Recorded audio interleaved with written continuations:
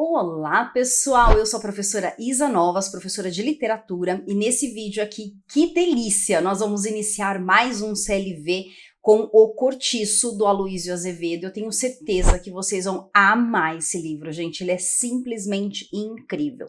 Para quem está pela primeira vez aqui acompanhando o CLV, é um projeto de leitura integral, comentada, explicada, não é audiobook, tá? De toda a obra, eu vou, quando necessário, dividir o capítulo em duas partes. Às vezes a gente vai fazer um capítulo num vídeo só. Nesse caso aqui, por exemplo, o capítulo é um pouco mais longo, então eu vou dividir o primeiro capítulo em duas partes, tá? Outro recado importante é que o CLV fica disponível gratuitamente aqui no YouTube por 3 dias. Então ele é publicado sempre na segunda-feira às 14 horas e fica disponível para vocês até quinta-feira gratuitamente. A partir de sexta ele vai para a área de membros do YouTube. Então se você não quer pagar, você consegue assistir todos os vídeos, mas precisa ser nessa janela de tempo, ok? Se você gostar do projeto, já deixo o convite aqui para você conhecer os outros CLVs. A gente já leu livros incríveis e tá tudo lá dentro da área de membros. Para assinar a área de membros, é só clicar num botãozinho chamado Seja Membro, que fica na capa do canal, e você precisa fazer esse processo pelo computador, ok? Pelo smartphone, geralmente esse botão não aparece. E daí você faz a assinatura, tudo lá por dentro do YouTube mesmo, e a partir daí você pode assistir aos vídeos de qualquer lugar, tá? Do celular, do tablet, do computador e assim por diante. Até pela televisão você consegue assistir, tá? Então agora vamos iniciar o primeiro capítulo. Vem comigo!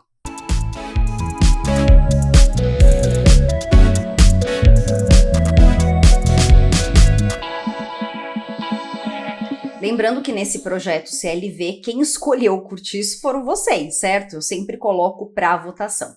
E esse livro e o outro indicado, que no caso era o Ateneu, eles foram indicados por mim por conta do livro Memórias de Marta, que foi o primeiro livro que nós trabalhamos na Maratona FUVEST. Então, se você é um vestibulando da FUVEST, eu te convido a fazer parte da Maratona FUVEST, que é um curso completo com análise das 9 obras do ano. Então, tudo bem? E tem também da Unicamp. Quem estiver aqui que quer prestar Unicamp, também tem Maratona Unicamp.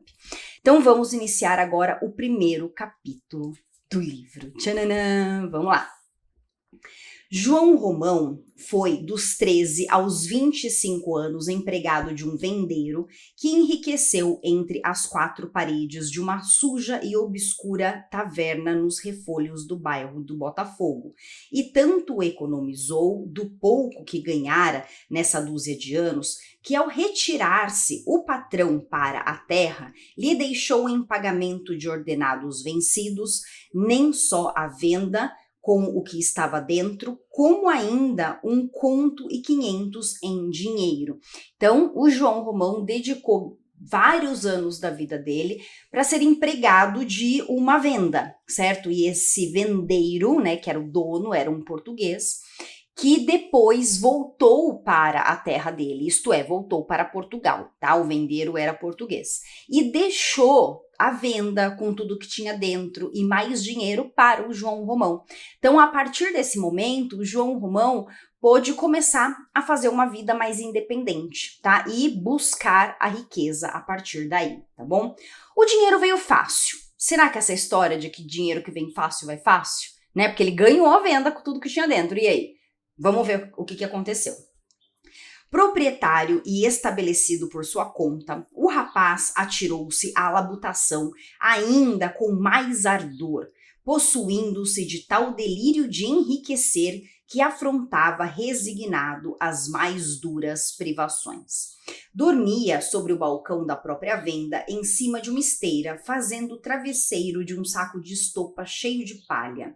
A comida arranjava-lhe, mediante 400 réis por dia, uma quitandeira sua vizinha, a Bertoleza, crioula trintona, escrava de um velho cego residente em Juiz de Fora, e amigada com um português que tinha uma carroça de mão e fazia fretes na cidade. Isto é, Nesse caso não funcionou, certo? Por quê? O ditado que eu comentei, né? Porque o João Romão, ele labutou muito, ele trabalhou muito. A partir do momento que ele se viu dono daquela venda, ele passou a trabalhar ainda mais do que quando ele era empregado. É como se fosse um estímulo para ele para enriquecer. Aliás, era o desejo dele, né? Enriquecer. Então, ele passou a dormir na venda para poder trabalhar mais e produzir mais e ganhar mais dinheiro. E ele era alimentado, né, a comida dele era feita por uma vizinha dele chamada Bertoleza. Esta Bertoleza é muito curiosa aqui a gente pensar na descrição que é feita dela, né? A Bertoleza está descrita assim, era uma vizinha, tá? Uma crioula trintona, escrava de um velho cego residente em Juiz de Fora e amigada com um português que tinha uma carroça e trabalhava com fretes, né, um carroceiro. Então, a gente tem a Bertoleza que é considerada uma escravizada, isto é, ela tem um dono, mas esse dono está em Juiz de Fora, que é um velho cego que está em Juiz de Fora, isto é, está em outro lugar. Tá? Aliás, em questão de ambientação aqui, nós estamos no Rio de Janeiro, beleza? Tenham isso em mente, Rio de Janeiro, lá no final do século XIX.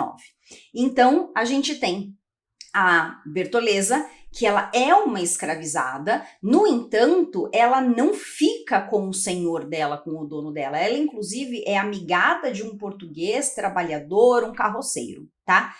Esta condição já vai ser explicada mais adiante. Vamos lá.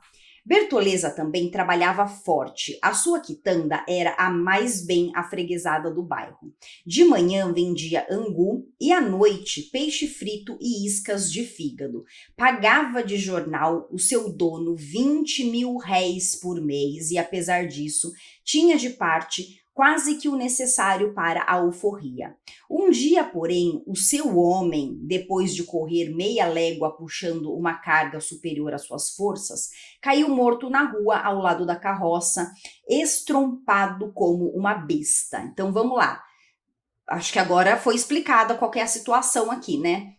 A gente tem a Bertoleza, que apesar de ser escravizada, ela recebeu a permissão de não viver ao lado do senhor, né, do dono desse português cego, porque ela, com a condição de que ela deveria pagar, ela pagava de jornal. O que significa isso? Ela pagava toda a jornada, quer dizer, ela pagava uma espécie de uma mensalidade para ele, para que ela pudesse ter a vida dela como se ela fosse livre, mas ela não era livre, porque ela era obrigada a pagar esse valor mensalmente para ele, tá?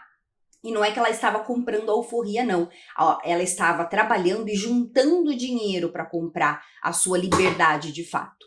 Aqui a gente tem apenas a condição de que, eu deixo você ter a sua própria vida, mas você precisa me pagar uma mensalidade.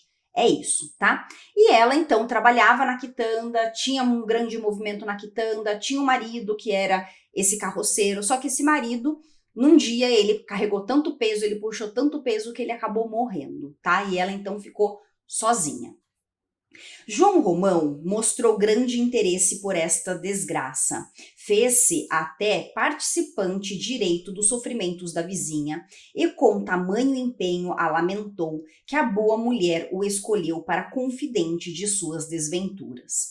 Abriu-se com ele, contou-lhe a sua vida de amofinações e dificuldades.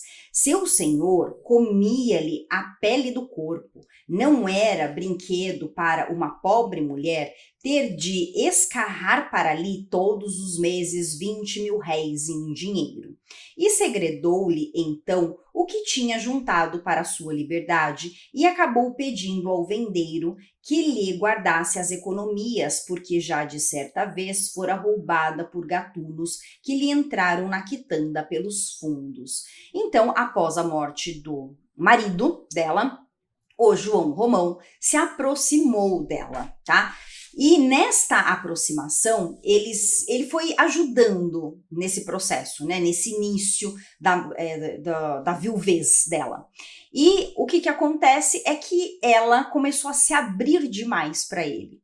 e contou para ele que ela tinha um montante já de dinheiro, naquela época guardava o dinheiro dentro de casa, né? Então, ela já tinha um montante de dinheiro guardado para pagar a alforria, né, para comprar a sua liberdade. E ela então, além de confidenciar, ainda passou para ele, né, esta responsabilidade de guardar o dinheiro para ela. Tá? Por quê? Porque ela tinha medo de ser roubado, o dinheiro ficava ali dentro de casa, podia entrar alguém, podia roubar o dinheiro. Então o João Romão passou, além de confidente, amigo, passou também a cuidar da vida financeira da Bertoleza. E a gente tá vendo que a mulher ganha dinheiro, né? Porque além de conseguir pagar os 20 mil réis lá pro seu senhor, ela também estava conseguindo juntar o dinheiro.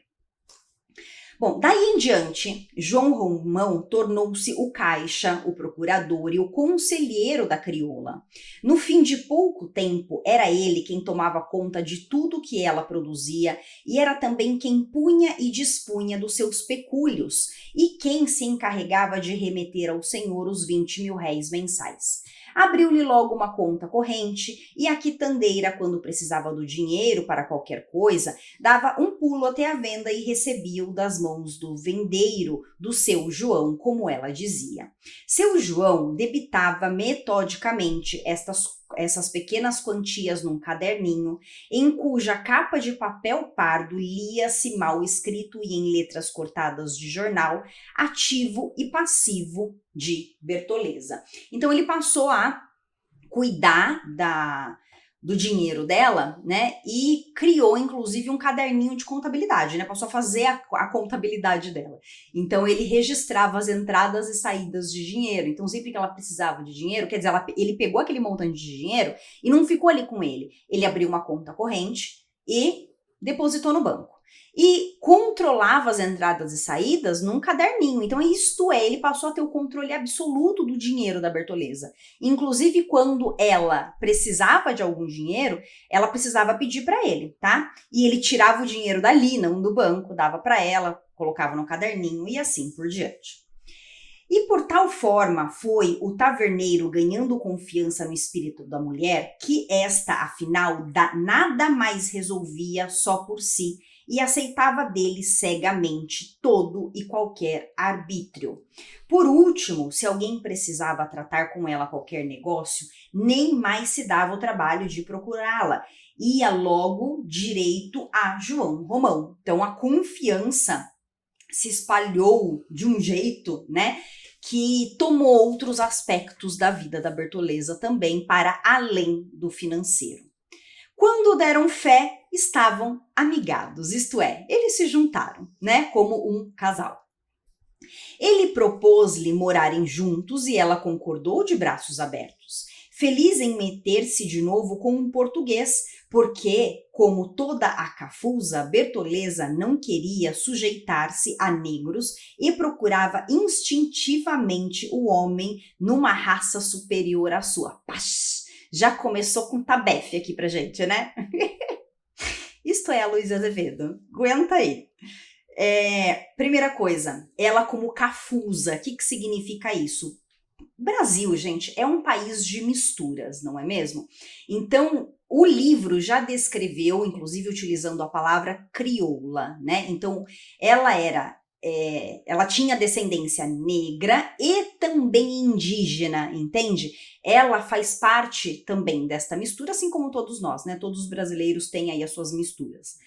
E ela, então, o narrador aqui nos conta que ela ficou feliz em arrumar um outro português, João Romão português também, né? Então, ela ficou feliz em arrumar um outro português porque ela não queria sujeitar-se a negros e procurava instintivamente o homem numa raça superior à sua, tá? Então, aqui a gente já tem essas questões de preconceito e de tudo mais que já começam a aparecer no livro logo no começo. João Romão comprou então com as economias da amigada, gente, bobo ele não é, né? Quer dizer, ele já sabia, ele cuidava do dinheiro dela. Quando ela ficou com um montante de dinheiro, daí ele propôs, vamos morar junto, né? Porque daí ele conseguia ter a posse, então, de todo o dinheiro dela. Então ele comprou com as economias da amiga alguns palmos de terra ao lado esquerdo da venda e levantou uma casinha de 2 portas, dividida ao meio paralelamente à rua, sendo a parte da frente destinada à quitanda e a do fundo para o dormitório que se arranjou com os cacarecos de Bertoleza. Havia, além da cama, uma cômoda de jacarandá muito velha, com maçanetas de metal amarelo já mareadas, um oratório cheio de santos e forrado de papel de cor, um baú grande de couro cru tacheado, 2 banquinhos de pau feitos de uma só peça e um formidável cabide de pregar na parede com a sua competente coberta de retalhos de chita. Isto é, com o dinheiro da Bertoleza, o João Romão comprou um terreno do lado esquerdo da venda deles, certo? E aí eles conseguiram, então, além disso, a construir uma casinha pequena para que eles pudessem morar, tá? Então tinha a venda, tinha agora a casinha deles e tudo mais, tá? Então ele foi ampliando, o João Romão era essa a ideia dele, ir ampliando o terreno ao redor da venda, porque tudo começou com essa venda, tá? Então é o espaço, para ampliar o espaço tanto do comércio como também da casa. O vendeiro nunca tivera tanta mobília. Agora, disse ele à crioula, as coisas vão correr melhor para você. Você vai ficar forra. Eu entro com o que falta, né? Então, quer dizer, para conseguir a liberdade, a alforria, ele está dizendo para ela, não, a gente usou todo o seu dinheiro, que era para a alforria, para comprar o terreno. Então, agora, o que eu vou fazer? Eu vou juntar aqui e daí eu vou fazer isso para você. Mas vamos lá. Nesses dias, ele saiu muito à rua e uma semana depois apareceu com uma folha de papel toda escrita que leu em voz alta à companheira. Você agora não tem mais senhor, declarou em seguida a leitura, que ela ouviu entre lágrimas agradecidas. Agora está livre. Doravante, o que você fizer é só seu e mais de seus filhos, se os tiver. Acabou-se o cativeiro de pagar os 20.000 réis à peste do cego, né? A peste do cego aqui é o dono dela, né? Agora, ex-dono, porque ele chega com uma carta de alforria. Segundo ele comprou. Coitado, a gente se queixa da sorte. Ele, como meu senhor, exigia o jornal, exigiu que era seu. Então ela responde assim, coitado dele, né, do dono dela, né? Porque ele, na verdade, ele exigia o jornal, isto é, aquele pagamento daquela mensalidade, porque era de seu direito, certo? É a fala dela, né? E ele responde, seu ou não seu, acabou-se e vida nova. Agora presta atenção no que eu vou ler agora. Contra todo o costume, abriu-se nesse dia uma garrafa de vinho do Porto e os dois beberam-na em honra ao grande acontecimento. Entretanto, a tal carta de liberdade era obra do próprio João Romão. E nem mesmo o selo que ele entendeu de pespagar-lhe em cima, quer dizer, o selo colocar em cima da carta, para dar à burla maior formalidade, né, para criar a fraude, a burla, né, a mentira, representava despesa, porque o esperto aproveitara uma estampilha já servida, quer dizer, esse selo, né, que deve ser colocado na carta para provar a autenticidade da carta, ele pegou de um outro documento. Então, isto é, nem com isso ele gastou dinheiro, tá?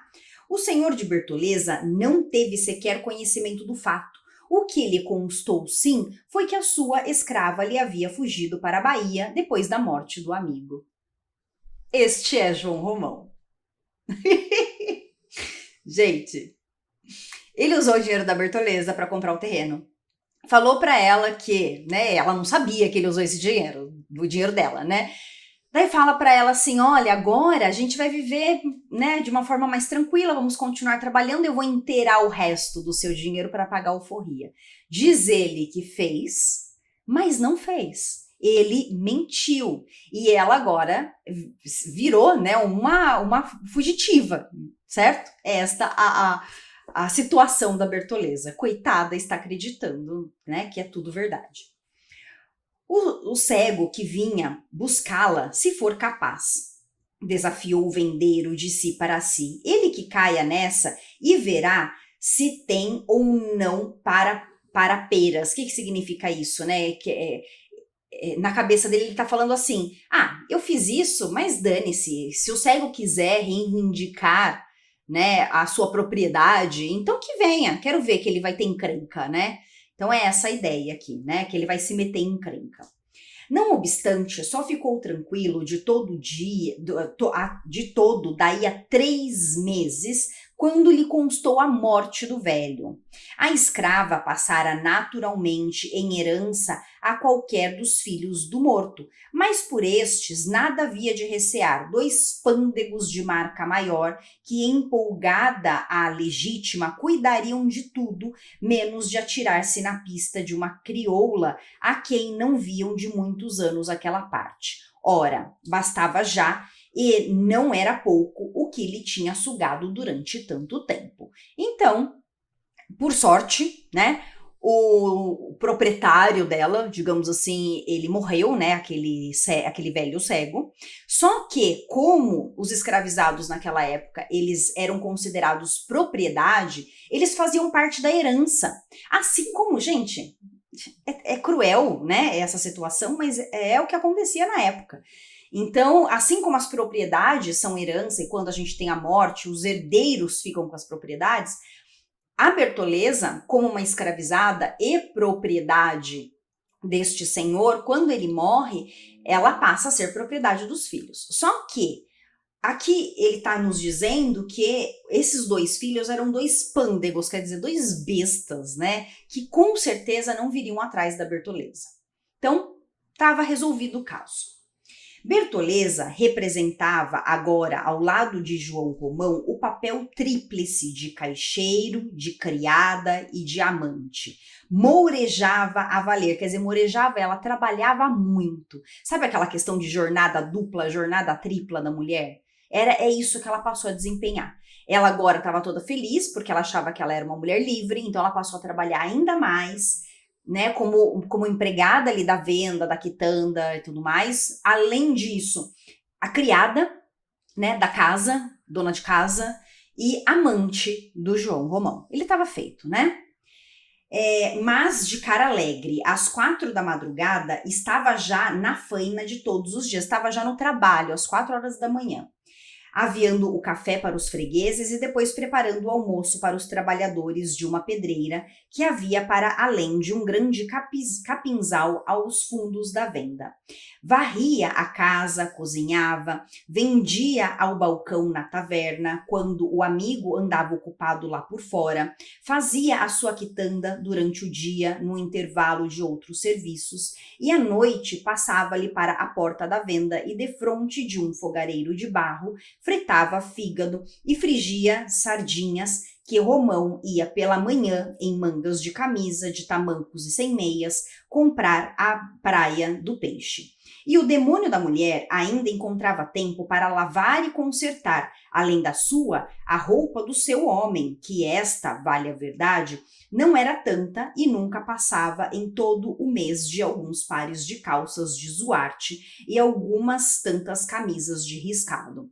Calças de zuarte e tal, essa descrição das roupas, tá dizendo que são roupas de tecido barato, tá? Então aqui descreve a vida diária da Bertoleza, era apenas trabalho e trabalho. A partir das 4 horas da manhã, ela se coloca no trabalho, e ela trabalha na venda, trabalha na quitanda, ela trabalha na casa, ela faz as vontades do João Romão. O João Romão também trabalha? Sim, trabalha, mas entende que a Bertoleza ficou mais sobrecarregada. Esta união para ela não foi assim tão favorável nesse sentido, né?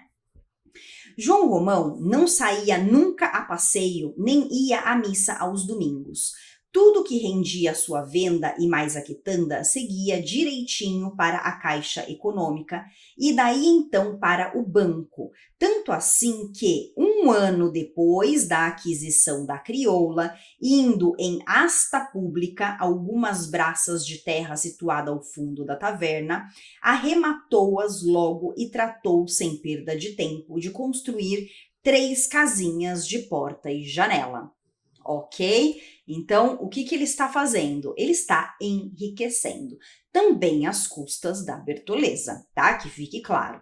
Então, ele inclusive aproveitou uma asta pública, o que isso significa? Como se fosse um leilão público, né? Então, as pessoas que eram donos de terra e morriam sem deixar herdeiros, a propriedade daquela pessoa ia para um leilão público. E ele então adquiriu este terreno coladinho ali com a venda, né? Com a propriedade que já era dele. E ele tratou de construir essas 3 casinhas, porque assim ele já vai começar a fazer mais dinheiro, né? Por conta de aluguéis.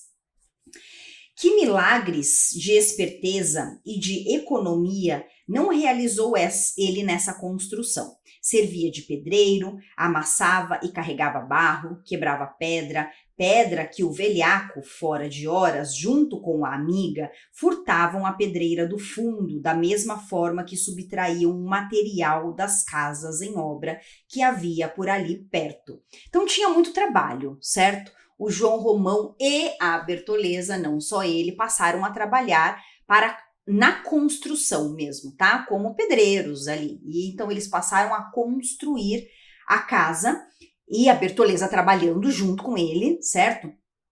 Só que nós temos uma questão aqui. Porque a gente tem sim muito trabalho, mas a gente tem também muita trapaça.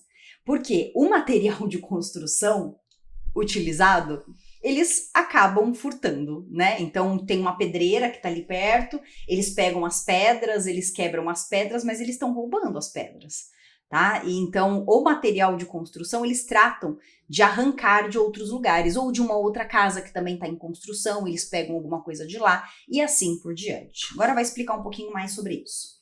Estes furtos eram feitos com todas as cautelas e sempre coroados do melhor sucesso, graças à circunstância de que nesse tempo a polícia não se misturava muito por aquelas alturas. Por aquelas alturas, quer dizer, sabe aqueles bairros que são esquecidos pela polícia, pelo poder público? Tá? João Romão observava durante o dia quais as obras em que ficava material para o dia seguinte, e à noite lá estava ele rente, mais a Bertoleza, a removerem tábuas, tijolos, telhas, sacos de cal para o meio da rua, com tamanha habilidade que se não ouvia vislumbre de rumor. Depois, um tomava uma carga e partia para casa, enquanto o outro ficava de alcateia.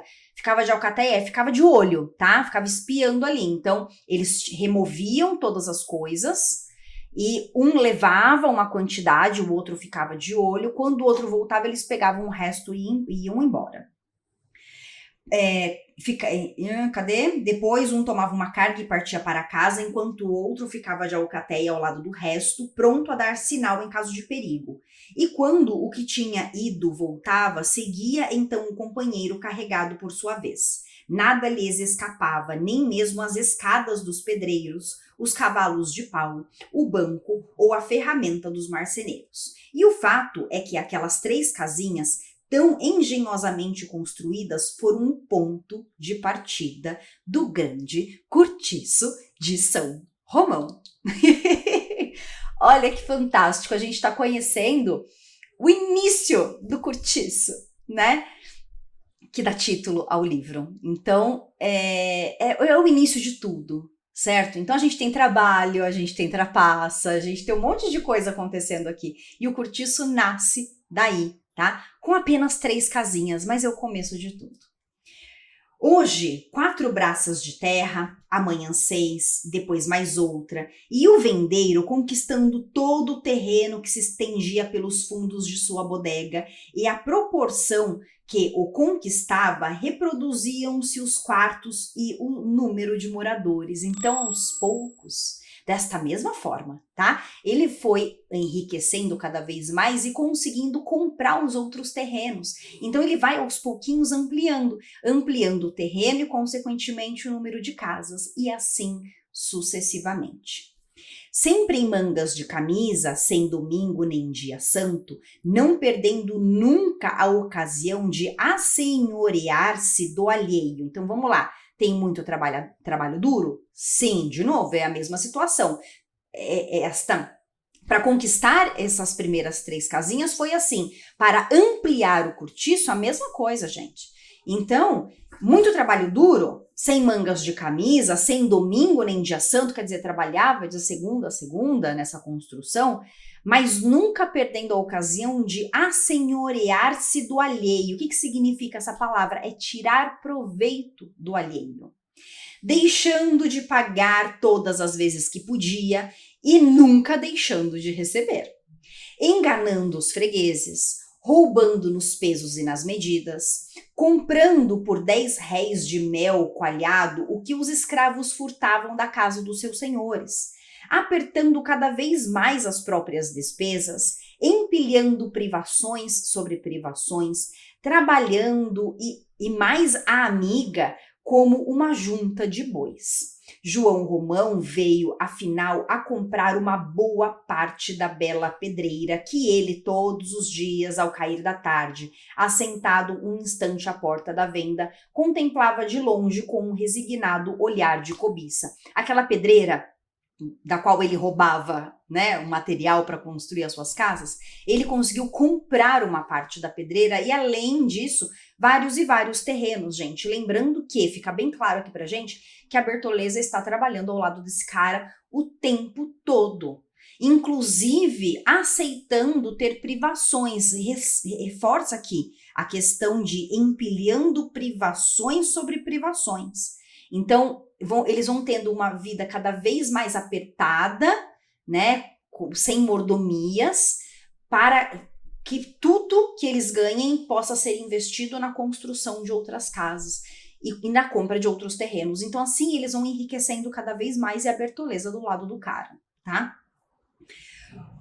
Pôs lá 6 homens a quebrarem pedra e outros 6 a fazerem lajedos e paralelepípedos. E então principiou a ganhar em grosso. Ganhar em grosso é ganhar muito dinheiro. A pedreira deu muito dinheiro. Tão em grosso que dentro de 1 ano e meio arrematava já todo o espaço compreendido entre as suas casinhas e a pedreira. Isto é, umas 80 braças de fundo sobre 20 de frente, em plano enxuto e magnífico para construir. Gente, ele tá comprando quase que um quarteirão inteiro. Ele tá estendendo, tá? Justamente por essa ocasião, vendeu-se também um sobrado que ficava à direita da venda, separado desta apenas por aquelas 20 braças, de sorte que todo o flanco esquerdo do prédio, coisa de uns 20 e tantos metros, despejava para o terreno do vendeiro as suas 9 janelas de peitoril. Comprou um tal Miranda, negociante português, estabelecido na Rua do Hospício, com uma loja de fazendas por atacado. Então, peraí. Tinha ali, pertinho, do lado da venda, uma casa grande. Então, não era um terreno barato para se comprar. Era uma casa muito grande já construída ali, tipo casa de rico, né?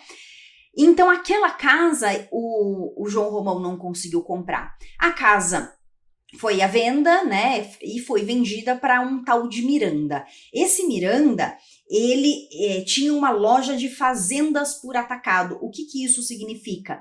É uma loja de tecidos, tá? O Brasil, né, durante esse período, foi muito forte na produção de tecidos. Então, aqui a gente tem o dono de uma loja de tecidos, tá?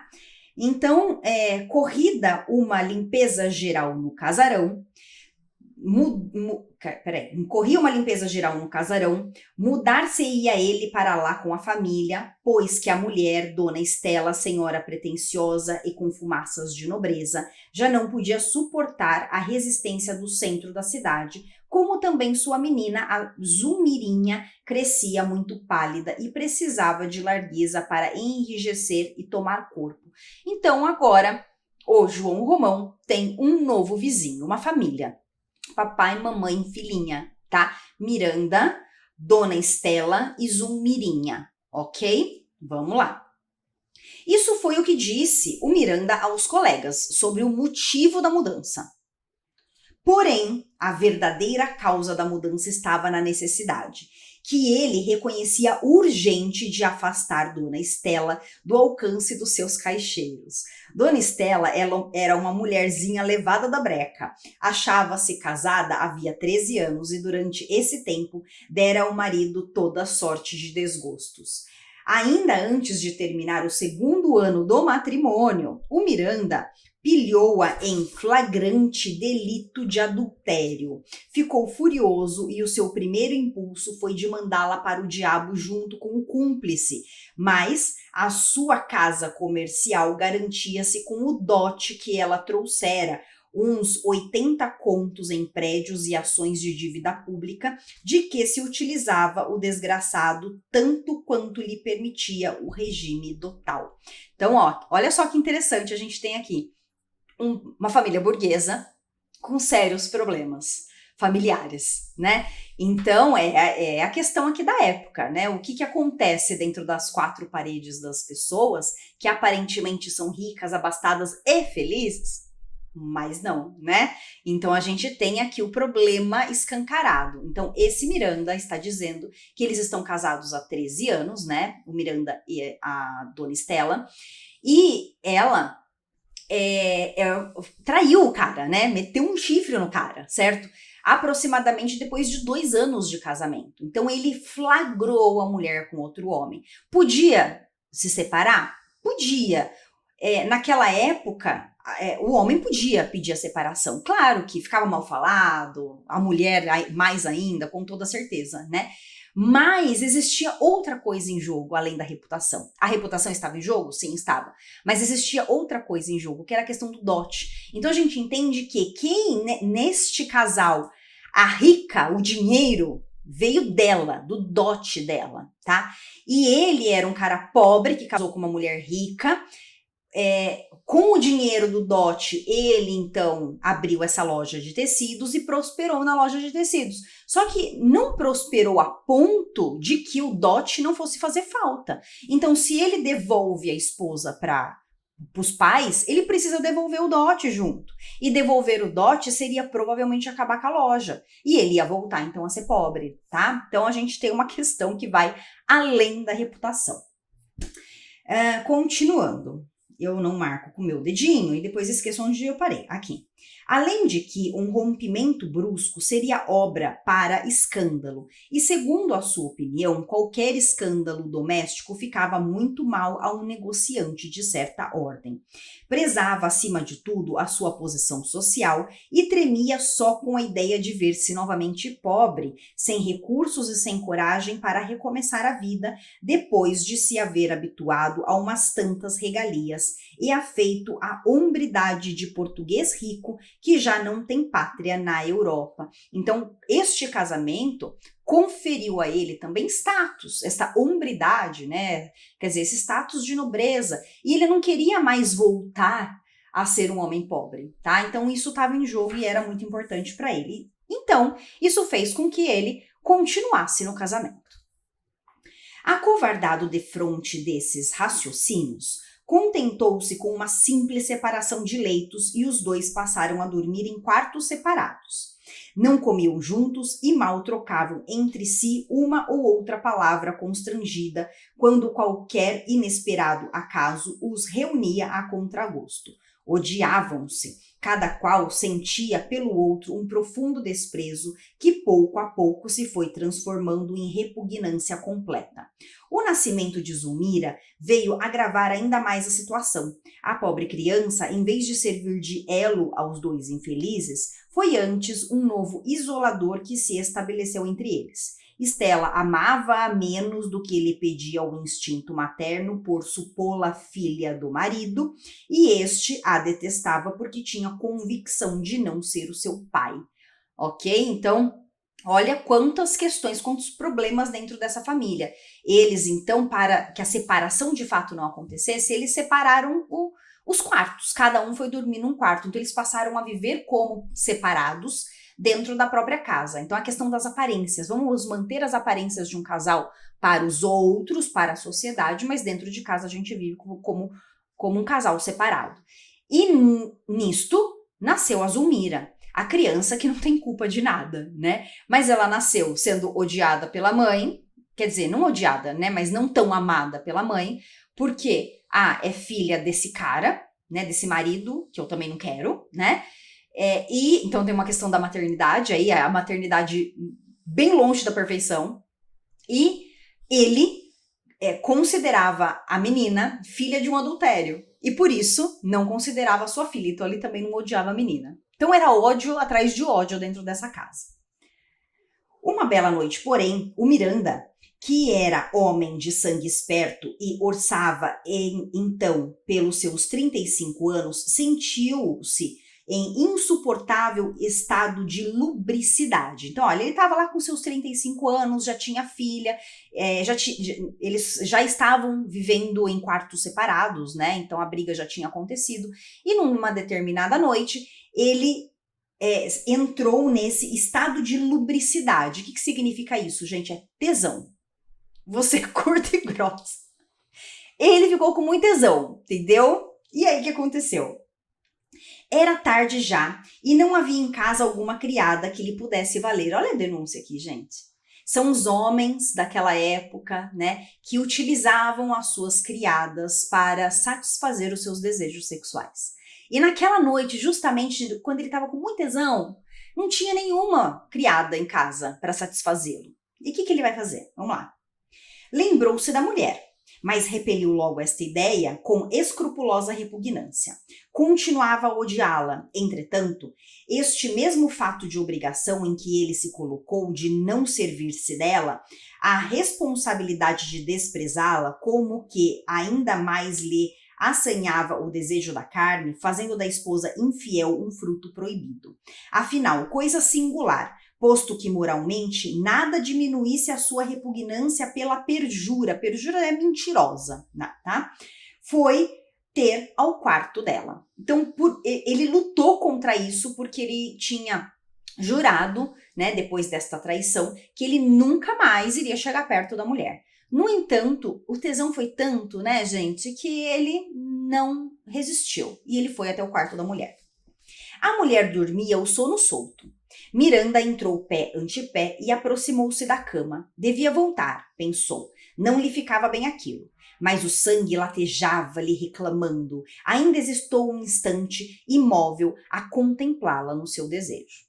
Estela, como se o olhar do marido lhe apalpasse o corpo, torceu-se sobre o quadril da esquerda, repuxando com as coxas o lençol para frente e patenteando uma nesga de nudez estofada e branca. Então ela fingiu que estava dormindo, mas ela percebeu a presença do marido, daí ela provocou, deu uma insinuada, né? O Miranda não pôde resistir. Atirou-se contra ela que num pequeno sobressalto, mais de surpresa que de revolta, desviou-se, tornando logo e enfrentando com o marido, e deixou-se empolgar pelos rins de olhos fechados, fingindo que continuava a dormir, sem a menor consciência de tudo aquilo.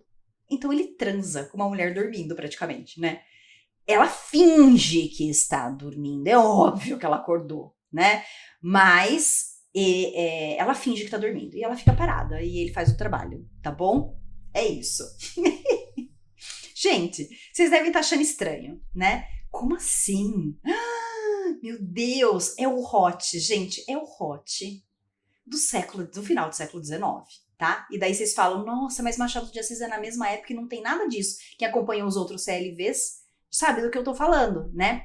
É porque são estilos diferentes, tá? Então, o Machado de Assis é mais realista, o Aloysio Azevedo é mais naturalista. Então, a gente vai entrar na alcova, a gente vai entrar dentro do quarto e vai ver o casal transando, entende? A cena vai falar, vai mostrar. Lá no Machado de Assis, não, aparece apenas a insinuação. Isso é muito interessante, a gente fazer essas comparações de um livro para o outro, né? Então, temos aqui um hot do final do século XIX. Fica com essa. Vamos continuar. Ela contava como certo que o esposo, desde que não teve coragem de separar-se de casa, havia mais cedo ou mais tarde de procurá-la de novo. Conhecia-lhe o temperamento, forte para desejar e fraco para resistir ao desejo. Então ela já esperava que isso fosse acontecer, né, em algum momento. Consumado o delito, o honrado negociante sentiu-se tolhido de vergonha e arrependimento. Não teve ânimo de dar palavra e retirou-se tristonho e murcho para o seu quarto de desquitado. Então, depois do ato consumado, ele saiu envergonhado assim, puta, não devia ter feito isso. Ó, como se lhe doía agora o que acabava de praticar na cegueira da sua sensualidade, né? É muito aquela questão do impulso animal, né? O desejo fala mais alto do que a racionalidade. Racionalmente, foi contra aquele sexo, foi contra aquilo que ele pensava, aquilo que ele desejava, porque ele não queria mais encostar na esposa. Mas o impulso sexual é mais forte. Então é o ser humano agindo como um animal. Que cabeçada, dizia ele agitado, que formidável cabeçada. No dia seguinte, os dois viram-se e evitaram-se em silêncio, como se nada de extraordinário houvesse entre eles acontecido na véspera. Dir-se-ia até que, depois daquela ocorrência, o Miranda sentia crescer o seu ódio contra a esposa. E à noite desse mesmo dia, quando se achou sozinho na cama estreita, jurou 1000 vezes aos seus brios nunca mais praticar semelhante loucura. Brios é o orgulho dele, tá? Mas daí um mês, o pobre homem, acometido de um novo acesso de luxúria, voltou ao quarto da mulher. Ele resistiu por um mês. Depois foi de novo. Estela recebeu-o desta vez como da primeira, fingindo que não acordava. Na ocasião, porém, em que ele se apoderava dela febrilmente, a leviana, sem se poder conter, soltou-lhe em cheio contra o rosto uma gargalhada que a custo sopeava. Então, ela, no início, né, ela fingiu de novo, né, no início do sexo ali, ele pulou em cima dela e tarará, certo? Ela fingiu que estava dormindo, só que ela acabou rindo. Ela tentou deter, esse sopeava significa que ela tentou deter o riso, só que ela não conseguiu, isto é, bom, agora ficou na cara que ela estava acordada, né? O pobre diabo, desnorteado, deveras escandalizado, soerguendo-se brusco num estremunhamento de sonâmbulo acordado com violência. A mulher percebeu a situação e não lhe deu tempo para fugir. Passou-lhe rápido as pernas por cima e, grudando-se-lhe o corpo, cegou-o com uma metralhadora de beijos. Não se falaram. Então, o primeiro instinto dele foi sair dali, né, parar o sexo e sair dali, mas ela, percebendo isso, ela deu uma chave de perna, né? Foi isso, né, gente? Uma chave de perna e o cara não conseguiu sair de lá. Continuando. Miranda nunca a tivera, nem nunca a vira assim tão violenta no prazer. Estranhou-a, afigurou-se-lhe estar nos braços de uma amante apaixonada. Descobriu nela o capitoso encanto, quer dizer, o inebriante encanto, aquilo que vicia, com que nos embebedam as cortesãs amestradas na ciência do gozo venéreo. Descobriu-lhe no cheiro da pele e no cheiro dos cabelos perfumes que nunca sentira. Notou-lhe outro hábito, outro som dos gemidos e nos suspiros, e gozou-a loucamente com delírios, com a verdadeira satisfação de um animal no cio. Quer dizer, o sexo foi, gente, o sexo avassalador, tá? Então, olha só como, né, o naturalismo aqui, a época, vê o sexo, né? É animal, é desejo, é prazer, é loucura, não é amor. Entende? Tá longe, bem longe do amor. E ela também gozou, estimulada por aquela circunstância picante do ressentimento que os desunia. Então, assim, é aquele calor da reconciliação, entende? Não a reconciliação de fato, mas é isso. Há tanto tempo brigados, né? Há tanto tempo desunidos, aquilo era como se fosse uma reconciliação, tá? Gozou a desonestidade daquele ato que a ambos acanalhava aos olhos um do outro. Entorceu-se de toda, rangendo os dentes, grunhindo debaixo daquele seu inimigo odiado, achando também agora como homem melhor que nunca, sufocando nos seus braços nus, metendo-lhe pela boca a língua úmida e em brasas. Depois, num arranco de corpo inteiro, com um soluço gutural e estrangulado, arquejante e convulsa, estatelou-se num abandono de pernas e braços abertos, a cabeça para o lado, os olhos moribundos e chorosos, toda ela agonizante, como se a tivessem crucificado na cama. Gente, é o hot do final do século XIX. Colocou Colin Rover no chinelo, né? Colocou Colin Rover no chinelo. Gente, descreve até o gozo, assim, o momento do clímax do sexo, tá? Do prazer extremo, né? Que fala, né, num arranco de corpo inteiro, num soluço gutural e estrangulado, arquejante e convulso. E ela desaba na cama, tipo, nossa, que sexo maravilhoso. É essa a ideia, né? A partir dessa noite, da qual só pela manhã o Miranda se retirou do quarto da mulher, estabeleceu-se entre eles o hábito de uma felicidade sexual, tão completa como ainda não a tinham desfrutado, posto que no íntimo de cada um persistisse contra o outro a mesma repugnância moral, em nada enfraquecida. Então, olha só como é interessante isso. Para a sociedade lá fora, eles são casados e felizes. Dentro de casa, eles continuam se odiando. E à noite, eles ficam felizes no sexo. É assim que eles vivem.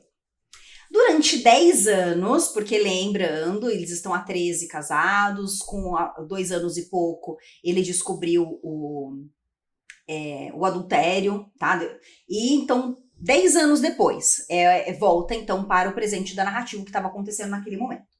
Durante 10 anos, viveram muito bem casados. Agora, porém, tanto tempo depois da primeira infelicidade conjugal, e agora que o negociante já não era acometido tão frequentemente por aquelas crises que o arrojavam fora de horas, ao dormitório de Dona Estela. Agora eis que a leviana parecia disposta a reincindir na culpa, dando corda aos caixeiros do marido na ocasião em que estes subiam para almoçar ou jantar.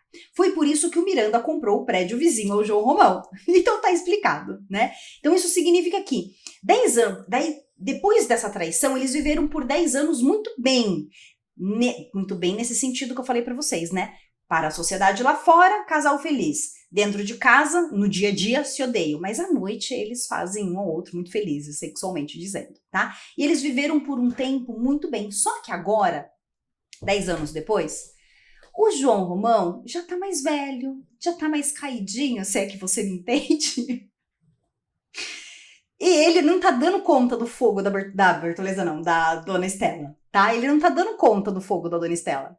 Ela continua fogosa. E ele começou a perceber que ela tá dando trela para outros homens, porque ele não tá mais dando conta. Então ele falou, é agora que a gente vai mudar. Então a mudança, então vocês viram que voltou no passado para contar pra gente o real motivo da mudança, por que é que eles foram para aquele casarão, tá? E a gente tem um problema instaurado a partir de agora, que nós vamos ver a partir do próximo vídeo, que vai ser a segunda parte do capítulo, que é um problema que a gente tem João Romão conquistando todo aquele terreno para poder construir o seu cortiço, e nós temos agora uma família rica morando ali perto, do lado, grudado. Então, a gente tem um problema já instaurado, não é mesmo? E nós conhecemos também a trajetória de cada um. Olha que interessante essa construção, gente, muito fantástica, muito fantástica. Nos trouxe como que o João Romão chegou até esse presente da narrativa, como é que o Miranda e família também chegaram ao presente da narrativa, e agora a gente vai acompanhar dali pra frente, como é que vai ser o desenrolar entre esses dois. Vai ter muito barraco, vai ter muita briga. Gente, briga de vizinho é boa na literatura, e é boa na vida real. Não é? É barraco atrás de barraco. Não tem como não gostar. Vocês estão gostando? Gente, maravilhoso. Então é isso. Deixa a sua curtida se você tá gostando. Indica o CLV para os colegas, ok? E até a próxima segunda, às 14 horas, com mais vídeo. Beijos, tchau, tchau e até o próximo.